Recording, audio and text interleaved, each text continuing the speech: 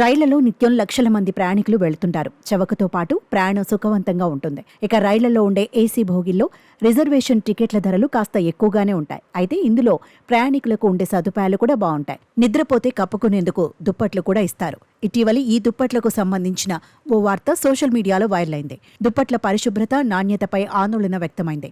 తాజాగా ఈ అంశంపై పార్లమెంట్లో అడిగిన ప్రశ్నలకు రైల్వే మంత్రి అశ్విని వైష్ణవ్ లిఖితపూర్వక సమాధానం ఇచ్చారు. నెలకు ఒకసారి దుప్పట్లను ఉతుకుతున్నారని వెల్లడించారు.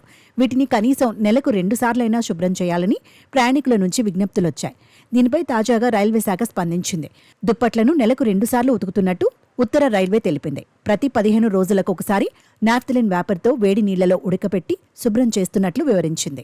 జమ్మూ దిబ్రూగఢ్ రాజధాని రైళ్లలోని అన్ని బ్లాంకెట్లను ప్రతి ట్రిప్కి శుభ్రం చేసే యూవీ రోబోటిక్ శానిటైజేషన్ పైలట్ కార్యక్రమం త్వరలోనే ప్రారంభించనున్నట్టు ఉత్తర రైల్వే పేర్కొంది.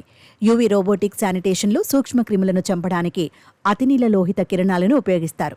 స్టెరిలైజేషన్లో హాట్ నాఫ్థలిన్ స్టీమ్ వినియోగం సమర్థవంతమైన పద్ధతి అని ఉత్తర రైల్వే అధికార ప్రతినిధి హిమాంశు శేఖర్ అన్నారు. అలాగే తెలుపు రంగు బెడ్షీట్లను వినియోగించిన ప్రతిసారి మెగ్నైజ్డ్ లాండ్రీల వద్ద శుభ్రం చేస్తారని, అవి తప్పనిసరిగా వైటోమీటర్ పరీక్షలో అర్హత సాధించాలని ఆయన తెలిపారు. 2010కి ముందు ఉన్ని కంబళ్లను 2-3 నెలలకు ఒకసారి శుభ్రం చేసేవారని తెలిపారు. తర్వాత నెలకు ఒకసారి, ప్రస్తుతం 15 రోజులకు ఒకసారి శుభ్రం చేస్తున్నామని చెప్పారు.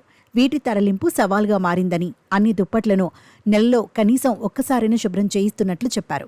భారతీయ రైల్వే దేశవ్యాప్తంగా రోజు కనీసం 6 లక్షల మంది ప్రయాణికులకు దుప్పట్లు సరఫరా చేస్తోంది.